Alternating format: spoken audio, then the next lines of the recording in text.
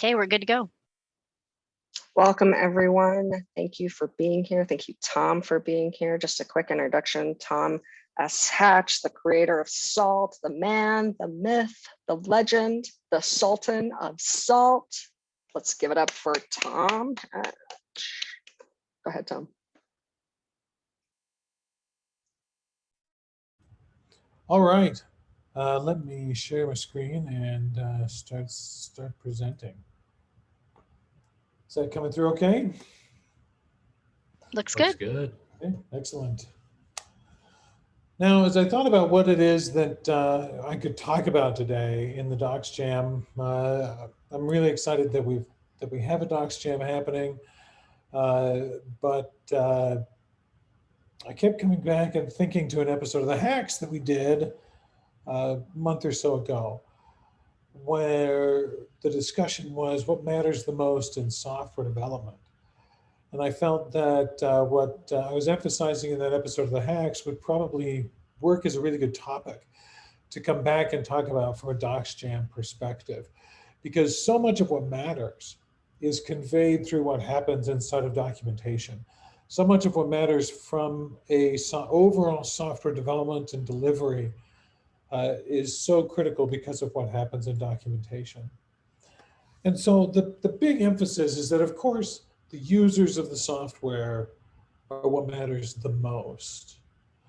But very often in software development, we don't think about the users the most.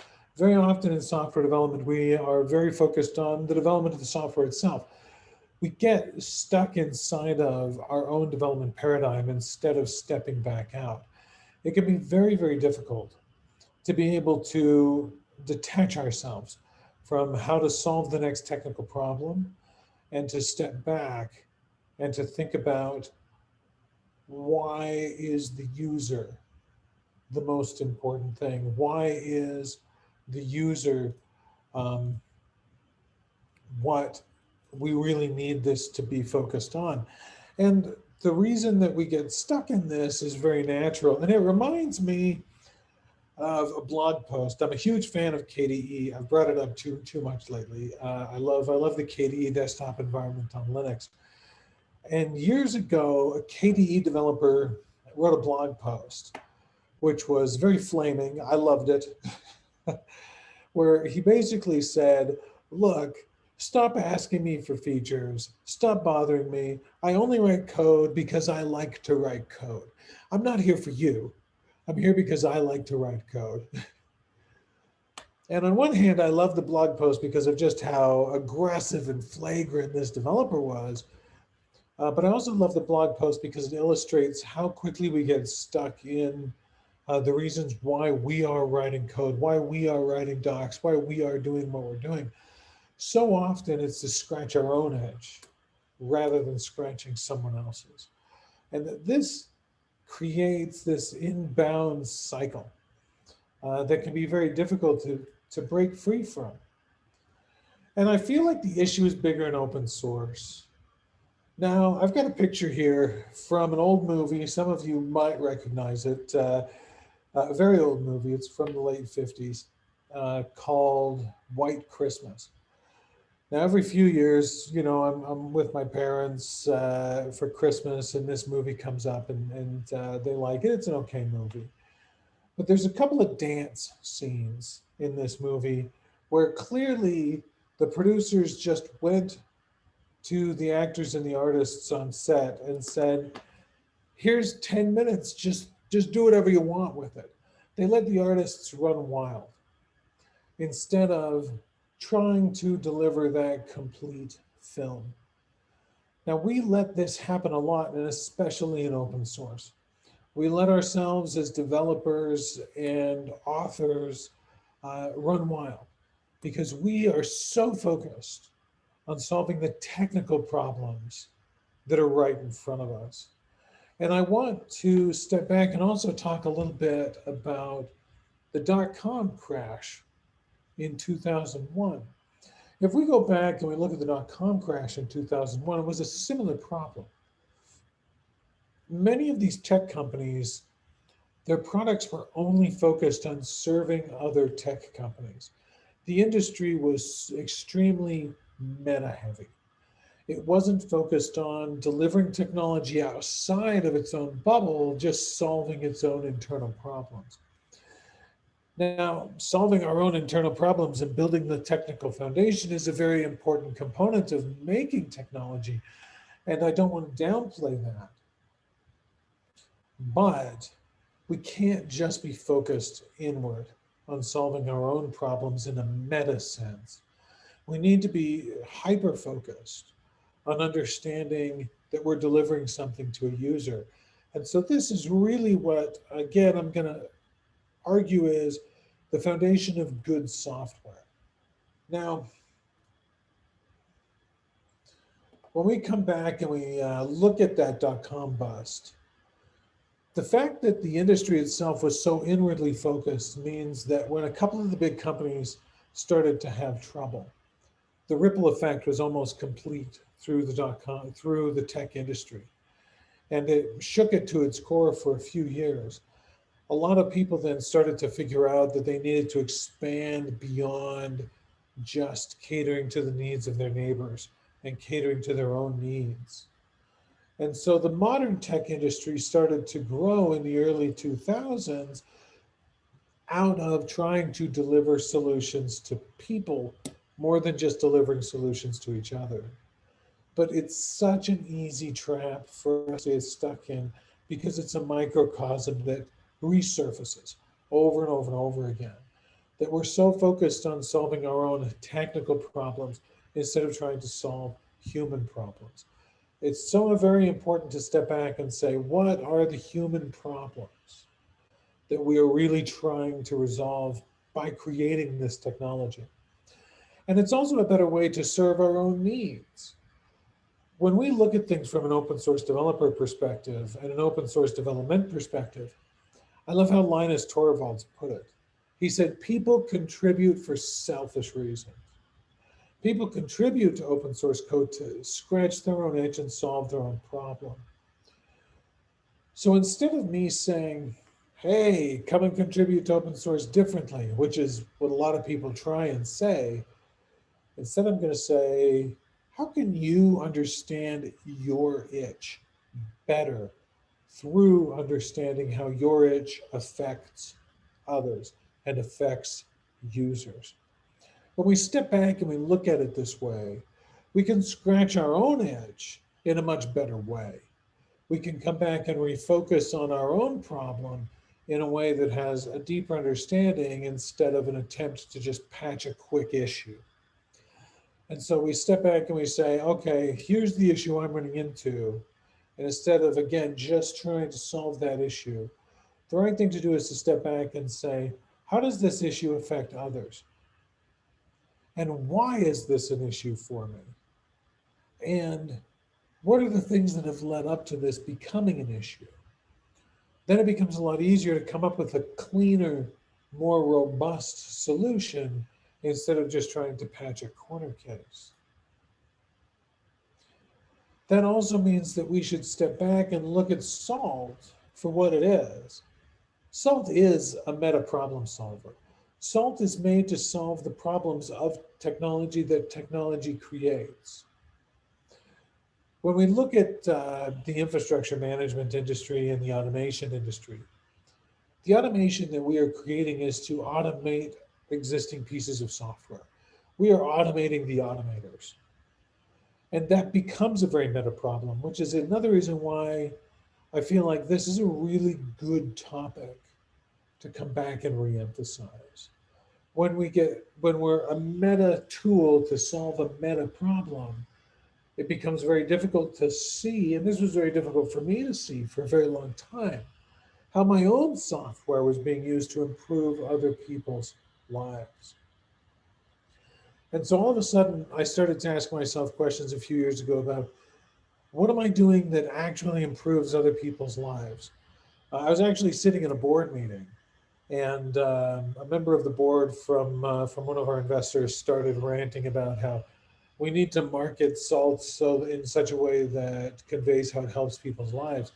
And I remember sitting in that meeting thinking, I don't know how to do that. I don't know how to convey what Salt is, this meta automation platform, to be something that is directly affecting or improving an end consumer's life. And so I had to step back and realize that there was something I didn't see. And I love it when I get to realize that there's something that I don't see, because it allows me to see pieces of my vast ignorance. And so I was able to step back and start to ask those questions. What does Salt do to improve someone's actual life, instead of it just being a meta problem solver? And my knee-jerk reactions went to the fact that there's so many people in the Salt community who've come in and they've improved their careers, and they make more money and they're more successful now. There are a lot of people who've come in and say that they can deploy more apps now and they can get more done. But over time, I started to realize that with Salt, we can make things like the daily internet experience that my mom has, who has no idea what Salt is, safer and more secure. That we can deploy and test applications that affect my kids in a way that's more efficient, more secure, and faster, and we can roll out technology faster. I started to realize that there were ways to solve human development problems, not just development problems. And that in there, I began to get a stronger picture of what it was that I was actually trying to build, instead of just trying to solve these meta problems. And so if I zone back in on the direct issues that we're dealing with on a day-to-day basis with Salt, the number one thing that software is meant to do is to improve human beings' lives and to make their lives easier. We're really good at making software that makes some people's lives easier, but making that software is still really hard to use. Inside of Salt, I say here that I miss this in Salt by making it easy. Salt's really easy. It's just also really powerful. And there's a couple of things that I feel like I messed up on in being able to convey the message of why Salt is easy, and how to make sure that people understand that you can have easy and powerful under the same umbrella. You can have easy and earth-shattering in the same place. And so I made Salt easy in a lot of ways. I tried to make the language easy. I tried to make the setup easy. I tried to make the command line easy and the usage easy. I tried to make the documentation easy to navigate as I wrote that original documentation. I tried to make the software easy to add to and easy to extend. But there's a few things that I missed in making it easy, and those are some of the big components that I missed in making it easy. And I want to talk a little bit about that whole component, that whole compartment. What does it mean for software to be easy? And of course, I'm going to talk about this from the lens of Salt. But first and foremost, and this really pisses me off, to be completely honest, it drives me insane how important the perception of the ease of use is. I can guarantee that if I sat everybody down in a room and was able to convince them that Microsoft Teams was easier to use than Slack, that they would go away and say that it is easier to use than Slack, even though massive numbers of independent studies say otherwise when it comes to chat. And so what we end up looking at is that the perception that is delivered matters so deeply. And that perception is something that I didn't do a good job of controlling and conveying in the early days of Salt, because I didn't realize it was even a thing. I didn't even think about it. I looked at the perception and just thought, I'm just trying to write good software. I can't tell you how many times I feel that the mistake I made was to look at other people and say, I'm just trying to write great software. And I struggled to bring in and also bring in the right people to help with this perception. And so when we come back, we need to ask the question of how do we deliver a perception that conveys the ease of use of a piece of software? Because when I sit down and have seen studies and bake-offs between SALT and other similar pieces of software, other similar pieces of software have continually been called easier. Every time I have looked at a thorough bake-off, they have come back and said that SALT is easier to use than all other config management tools. Every time they've come back and they've said things like the SALT team was up and running just as quickly. The SALT team was up and running sometimes a little slower, but they say by a trivial amount. And every one of these come back and say that SALT was more productive and easier to use than anything else by a landslide within only a few days of these experiments and these bake-offs. So why is it that so many people perceive SALT as being difficult? Why is it that so many people perceive SALT as being complicated? And there's a number of reasons in here that have created a perception problem for SALT that as a project, we should be able to address. Some of those have to do with the fact that SALT is complicated. It does some magic crap. It took a while for me to get a lot of the asynchronous TCP connection stuff working properly. The fact that SALT's configuration language is a data compiled language that throws some people off. The fact that there are so many components inside of the software, and the fact that we try to expose people to too many components of the software too quickly, all adds to a perception of a complicated piece of software instead of a perception of software that is easy and empowering. And that also goes back into how SALT is written. There are certain things that I did that do not lend SALT to being easy to use over larger scopes. Things I've tried to fix over the years, and some problems that are still in there. But still, it's one thing at a time as we continue to try and fight through making things easy. But that message has to come through loud and clear. That message has to come through loud and clear in documentation, that things are easy and that things are approachable. We need to convey how things are approachable in a continual manner. The next thing I want to talk about is reference documents versus tutorial documents. We have been hit a lot over the years by people accusing us of having bad tutorial and introductory documents. Subsequently, so many good tutorial documents have been made.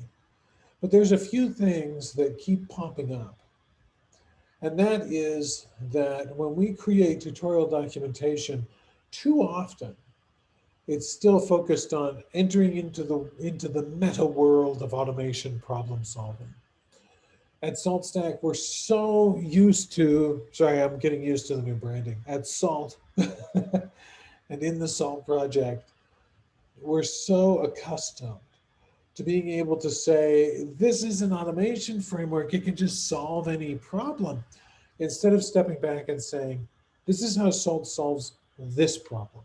This is how SALT solves that problem. If and when we come back and solve specific problems inside of those tutorials, then we become much more empowered and much more empowering to the people that we're communicating with. One of the other things that I run into is every now and then we see a blog post or a tutorial that just tries to introduce all of the components and pieces that exist inside of salt to someone. And I know why this problem happens is because in the early days, this was the mistake I repeatedly made. I was too proud of the pieces that I had made instead of being proud of the problems I had solved. And so we end up coming back and we see this emphasis on the components instead of the emphasis on how problems are solved. When we're solving a problem, it's easy to throw in an additional component. What this boils down to is that short tutorials can be brought together to bring someone down the larger path. We don't need to tell someone too much information right out the gates. This is also a challenge that I ran into in early documentation writing. A lot of people really wanted to come back and put into the documentation things like, oh, you've introduced this concept, make sure we link to all this information about grains and how grains work and how external pillars work and why they're important inside of beacons and all the attributes of pillars. And I was too much of a pushover early on, and I said, oh, that sounds like a good idea. Instead of stepping back and saying, no, the person reading this doc doesn't care about this yet.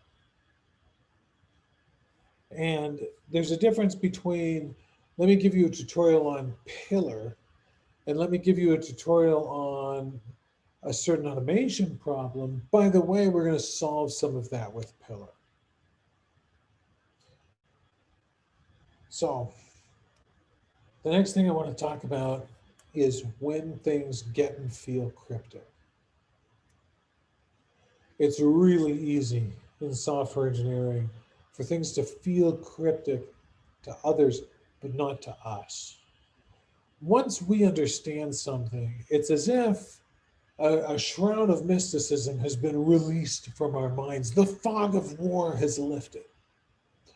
And all of a sudden we can see what's happening in a place that we couldn't see before. And it's kind of like when you're sick and when you get better from being sick. Think about how many times you've been sick, lying in bed, feeling absolutely terrible. And you can't remember what life was like clearly before you were sick. Now, I've spent a lot of time in the hospital over the years, and I'm very familiar with this feeling. When you're lying in bed and you can't get up, you're too tired, you're too sick, something is wrong, and it's hard to remember what life was like when you were well. But then the irony is that when you are well, it's hard to remember what life was like when you were sick. We run into the same problem with documentation and software development. Once we've solved our problems and we have those things in our toolkit, it's so easy to forget what life was like before we owned those tools. Just imagine, or try to imagine, what your life would be like if you didn't know what a Phillips screwdriver was. And how bizarre it would be to just look at the head of a screw and not know that there's a thing that twists that into place and to think of it as a foreign object. But there are people out there who perhaps don't know what a Phillips screwdriver is. And they look at that mechanical component and they don't understand what it is. And when we create documentation and we create software, we have to cater to the assumption that people don't necessarily know what we have. This is also one of the reasons why when someone asks me a technical question, I will start by saying, or the next question I'm asking you is not meant to be demeaning. The next question I'm asking you is just so I know where to start the explanation. It's not to convey that I don't respect you as a person to the person who's asking me this question. But then I'll ask a question. So say somebody comes and says, hey, can you explain Bitcoin to me? And then I'll ask them a question along the lines of, do you have experience investing? Do you have experience with cryptography? Do you these sorts of things? Just so I know where to start, just so I know how to communicate. We cannot understand how to communicate if we don't know our audience, if we don't know someone else. And so fundamentally, the message I'm trying to convey is that it's so easy to get stuck in our own heads. Don't know, I mean, obviously it is. That's where we live, is inside of our own heads. And it's very difficult to continually get ourselves to step out and consider someone else. Having that level of empathy takes practice and it takes patience. But that is also one of the important routes to success, to be able to convey to others in a way that they will understand and be able to work with others and empathize with them. We understand ourselves much better when we understand others. And that also means that we need to have at the top of our minds a mindset of how am I making someone else's life easy? And in doing so, we will almost always make our own lives easy and better solve our own problems that we're trying to tackle through the software, open source contributions, engineering, product development, and even our daily lives. And then we're also able to better empathize with others and frankly build what I like to come back and argue we should be building, which are relationships with other people, much more than just focusing on software all the time, which is also something that is wonderful about open source, is how many good friends I've been able to make over the years and how many people's lives have improved my life, and hopefully I've been able to improve theirs. All right, that concludes my presentation. Does anyone have any comments, questions, arguments, or rebuttals?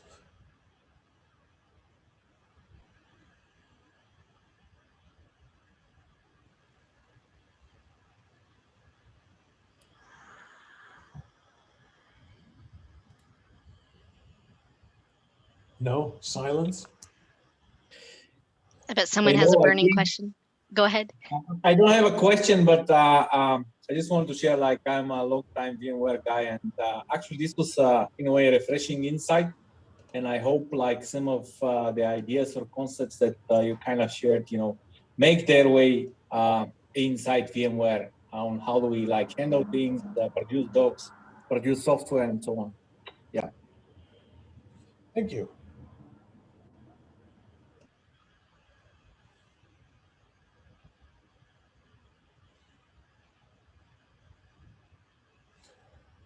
Thank you, Tom. Yeah, then I'll happily cede the stage. Well, yeah, thank you so much, Tom. We really appreciate it. So for those of you who wanted to stick around for the second half of our Docs Jam, we spent most of the morning getting everybody's environment set up. If you're going to join us new for the rest of the day, we can still work on environment setup. But in the meantime, we'll just work on helping you with your RST and making sure that everything is working correctly. And so yeah, feel free to stick around. And thank you so much, Tom, for your remarks. So thanks for having me. Yeah, thank you very much, Tom.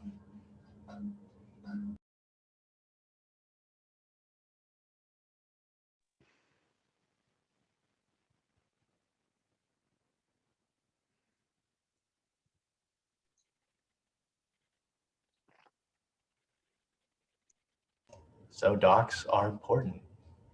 yes. Very important. Yes.